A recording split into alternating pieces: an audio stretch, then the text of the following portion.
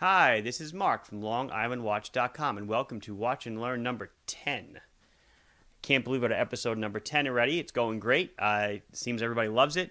So today we're going to go off onto GMT watches, dual time watches. I have about half a dozen or so watches that I want to show you in a bit, and we'll go through each one and how the GMT function works.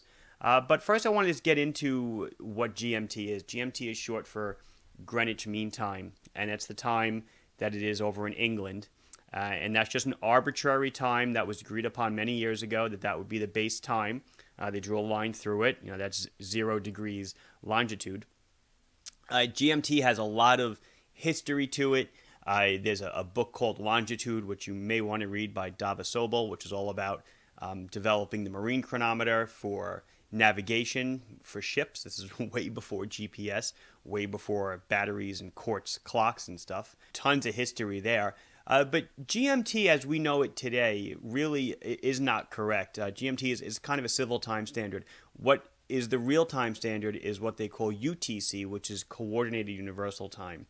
And these two clocks are within sync by no more than 1 second of deviation between the two. And that's, you may have heard over the years, like every 18 or 19 months or so, they add a leap second in June or in December.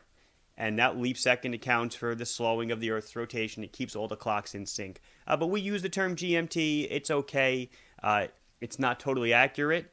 If you were off by a second in GPS terms, you'd be way off the mark. But for our purposes in everyday life and civil life, it is fine. And probably a topic for another Watch and Learn would be all about the difference between solar time, apparent solar time, mean solar time, the deviations between the two, the equation of time, which you may have come across, showing that the sun moves at noon every day. It's never in the same position. Lots of great stuff. But anyway, today I want to talk to you about GMT watches, or dual time watches. And just quick history, GMT watches were pretty much developed in the mid-1900s. A company called Rolex was asked by another company that does not exist anymore called Pan American Airways, to develop a watch for their long-haul pilots. This watch needed to show 2 time zones. Rolex's answer was, as we know it today, the GMT Master. I guess now they're up to the GMT Master 2. I'm not a big Rolex aficionado. I don't know all the terminology, but the GMT Master was definitely the first one that came out that was able to track 2 different time zones. And the way they did it is the way that today people consider this to be the cheap and easy method. They had a 24-hour hand, and I'll get into this in a minute. I have a watch that kind of echoes it. A 24-hour hand that revolved once a day, a movable rotating bezel with 24-hour markings on it, and that way you could set it up so you could read the secondary time zone. Anyway, like I said, I've got 6 or 7 watches up on the table. I'll go through each one, how you read dual time on them, how you set it, and I'll go through some of the pluses and minuses of each one. I guess I got to do a wrist check. Seiko Orange Monster on orange strap. I was at a water park this weekend, so I'm still wearing that one. And on my other wrist is my first watch ever, my first analog, a Q&Q dive watch. So enough of that. Let's get over to the table and take a look at some dual time watches. So in front of you here I have 7 different GMT or dual time watches. All of them work a little bit differently, but they all, at the end of the day, will tell the time in 2 or even 3 different time zones. I'll go through each one, I'll bring it up to the camera, show you how they work, how the dual time functionality works, and try to give you some ups and downs of each one. I'm going to start with the simplest one, which will be the one back here, which is a Graf Zeppelin. So here's the Graf Zeppelin up close. I said this is the simplest one, and indeed it is. You can see at the bottom of the watch, I'm going to pull the crown out and change the time so we can get the hands out of the way. See at the bottom, there's a sub-dial at the 6 o'clock position. It says dual time, and you can see right now it pretty much is synced to the to the main time, which is the time told by the big hands, and this would be your secondary time, your dual time, as it's noted. Focus. So right now, as you saw when I changed the time, both time zones move in sync with each other. If you want to change the second time zone, there's a secondary crown here. You pull it out, and see that? You can change the second time zone without changing the main time. So this is useful. You know, you would set your big clock to where you live, the big time to where you live, and maybe the smaller dial you set to your cousin, you know, in another state or in another country.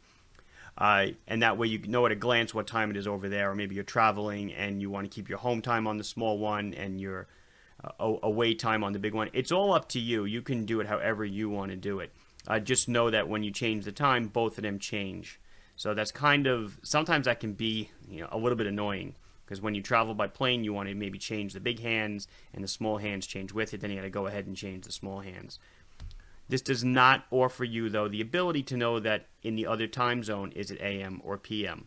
This is strictly a 12-hour time clock. So next up, I'm going to discuss a Yonkers Pilots watch. I should have mentioned model number. The one I just showed you was a Graf Zeppelin 7644-5. They make it in a bunch of different colors. This is a Yonkers 6644. So this is another German watch, German pilot's watch. See, made in Germany at the bottom. The Zeppelin was also made in Germany. So now here, it's a little bit different. If you look at the inside of the chapter ring, where I'm running my thumb, you can see 24-hour marking increment. It starts at 4, 5, 6, goes all the way around 12, 18 at the 9, and then up back around to 24. So the idea is this little red hand, that's not that little, I guess it's a long red hand. The long red hand makes 1 revolution per day. It moves half as fast as the main hour hand. So what I'm going to do is I'm going to pull the crown out, and right now you see it's around 640. So I'm going to just advance it all the way to 640 again. So this would be an AM to a PM shift. And you'll see that when I'm done, when I'm back at 640, the red hand is now pointing down. So the hour hand made 1 complete revolution, that's 12 hours, but the red hand made half a revolution, so that's 24 hours. So in a day, this red hand will revolve 1 complete time. So the way you set this watch is you pull the crown out 2 clicks, and you set your local time. Let's say right now where I am in New York, it's 11 o'clock. Let's see, it was on AM, so let's go back. Notice I can tell the date didn't flip it at noon or midnight, so I knew I was at noon. I was at AM. So I'm going to say it's 11 o'clock here. And now let's say I wanted to really track true GMT. So what is it in England now? It's 5 hours ahead. So it's 4 p.m., so it's going to be 1600 hours. I'm actually almost there. That was by accident, but I'm going to rotate. So I push the crown in. It's at 1 click, and I rotate it counterclockwise to change the GMT hand. If I rotate it clockwise, it's going to change the date. So now it's 11 o'clock here, and it's 4 o'clock in England.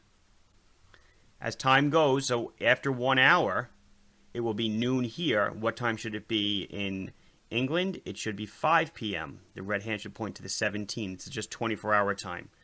So I'm going to pull the crown out. I'm just going to pretend like we're going ahead 1 hour in time. It's now noon here, and now it is 5 o'clock in England. You will notice that it's not exactly pointing at the 17 after an hour's change. Obviously, with the gearing and stuff, not everything is as precise as it can be because the hand is only revolving once a day. But it's pretty close, and you definitely know what time it is where you're looking. So you now read the GMT hand, and then to get the minutes, you still read the regular minute hand. So in this case, now in England, if it was 1:10 here, it would be 1:12 here. It would be 6:12 there in the afternoon. And now so now this one, if the red hand is on the left-hand side of the dial, we're in PM. If it's on the right-hand side of the dial, it's on AM. So that is one way that this watch will track 2 different time zones. Similarly, I have a Vostok Europe here. I like this one, and I'm bringing this one up. I mean, the hands are kind of tough to read. The GMT hand is pointing straight down. But I'm bringing this one up because this is really the way that the first Rolex GMT watches were produced, the ones that were made for Pan Am that I had talked about earlier. You have a 4th hand at the bottom, that GMT hand. And you see, just like on the watch before, that hand is going to revolve once a day.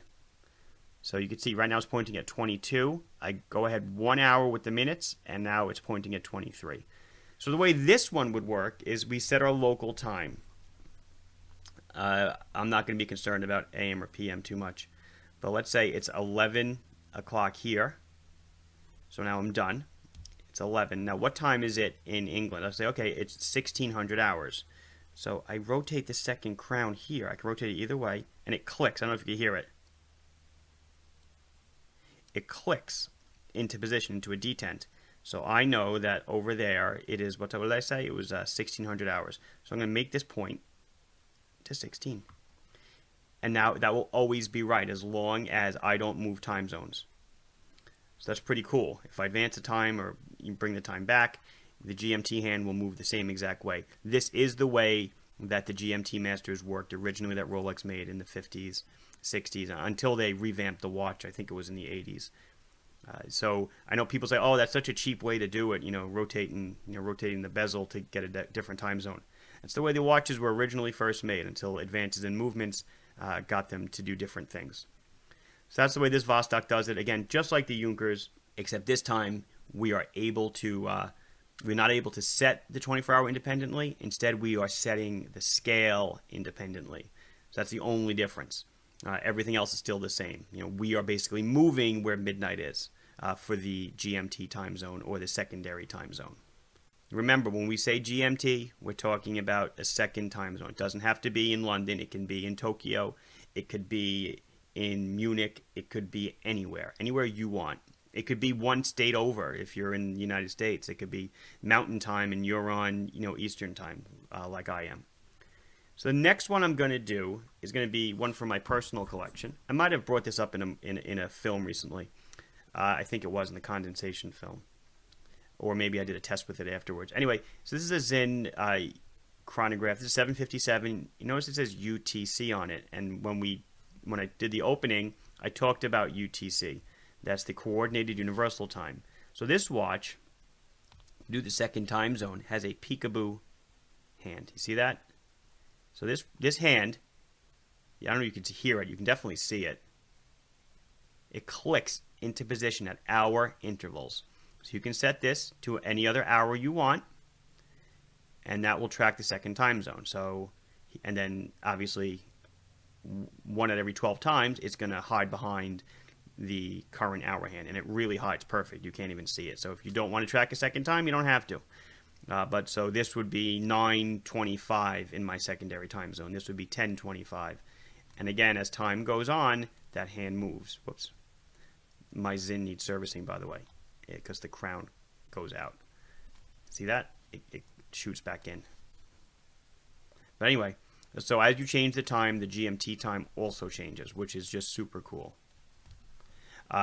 This one, again, now you don't know if it's AM or PM in your other time zone.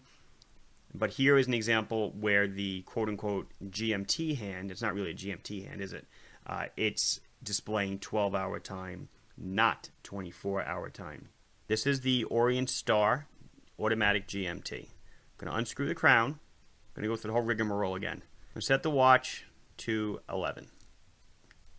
Going all the way around and stop at 11. Okay.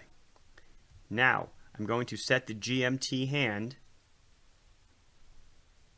Same thing, see it clicks in nice intervals. Oops, I have to get this back to 0. I'm sorry. I'm kind of getting ahead of myself. I'm going to set this hand to 16, which is 4 p.m., right? Now, if you look at the dial, I'm going to pull up a pencil. I have a GMT scale here on the rotating outer bezel. I have a GMT scale here on the fixed dial. So right now, we can say this red hand is pointing to 16. And that's where my buddy in England lives. Now, let's say I have another cousin who lives over in, I don't know, let's say Hong Kong. And over there right now, it's around 2,300 hours. I can rotate this inner bezel now so that that GMT hand points to 23. And you just push it in and lock it down. So now I am tracking 3 time zones. In New York, where I am, it's 11 o'clock. I know it's AM. I can look outside and see that. In England, I see that the red hand is at the 16 on the dial. So it's 4 p.m. in England. That's 1,600 hours. That's 4 p.m. And I also see the red hand is pointing to my outer scale, 2,300 hours. That is 11 p.m. in Hong Kong. So here I've tracked 3 time zones with one watch. That is really cool. Some of the other watches could do that if they had movable scales, but the movable scale is a very interesting thing. Sometimes you won't see hours, you'll see cities. Cities are the same exact thing. The cities are just, they pick 24 cities around the globe in the biggest ones in each time zone, or the most popular, and they put the names on them and they stagger them up and down so that it fits, because it's got to be a compressed area. And sometimes they'll have different colors for cities that observe daylight savings time. We didn't talk about daylight savings. Obviously, you have to know if the city you're looking at has daylight savings time in it. But the city names are the same thing as the 24-hour markings. If 24 was New York, 23 could be Chicago, 22 could be Denver, and 21 could be San Francisco. I mean, it works fine. It's all the same thing. But just a really nice way. I love the way Orient does it. Tracks 3 time zones. That movable bezel really makes a lot of possibilities happen. I'm going to screw that back in. And I want to show you one last watch. And I thought this one was so cool. I was reviewing it for the video, and I was playing around with it, and something happened. I was like, wow, I've never seen that before in a watch under several $1,000s, I'm going to say. Unless it's digital. Digital, of course, is a whole nother realm. You can do anything with digital. So this is a Psychokinetic Diver dual timer. The way this one works is a little bit different, but still, everything works the same way once you get a feel for how everything goes. But see, I'm already showing you everything. So you change the time. The time is shown between these 2 hands pointing at the top. That's noon. And then this blue hand at the bottom, that's your 24-hour hand. And you can see it points to the 24-hour time. So the way this one works, though, is you set the 24-hour time first on what you want it to point at. So I guess if we're going to be complete, why not do it again, right? So let's say we know it's 4 o'clock in England, 4 p.m., right? I'm going to push the crown in, 1 click, and I am going to, see that? The hour hand moves. So it's 11 o'clock here. And that's it. So now I'm tracking 2 different time zones again. But if you're a traveler, the way it just snaps into place is great. Now let me show you the best part. I don't know if I'm an AM or PM yet. Watch the date. Okay, ready? We're gonna cross AM PM. See that? But wait, I'm gonna go backwards. See it? It goes backwards and forwards. I've not seen, mechanical watches, I know there are watches that do it. They are way, way up there in price. I know Ulysse Nardin makes one. Not many people do because of it really can damage stuff. But this is kinetic. This is not really a full mechanical watch. So if you are a traveler and you're going, back in time, which is very possible across the international date line, either way, you could just set your watch. You don't have to set the date. The date automatically adjusts as you go backwards. So cool. I thought that was that one was the winner for me on cool features. This is a Seiko SUN 023. I will just pull up the other watches really quick that we sell. This Vostok was a 5601058, and the Orient Star I showed you was a DJ0002W. They also make it in a black one, and there is a video on YouTube that reviews the white and the black. So this has been Mark from LongIslandWatch.com with Watch and Learn number 10, talking about GMT and dual time watches. If you like this video, please like it now. If you have not subscribed to our channel, please do so at this time. If you have any questions or comments or want to share anything of interest, I love to read it. Please put it down below, and I'll be sure to address it as soon as I can. Thank you for watching. Bye-bye.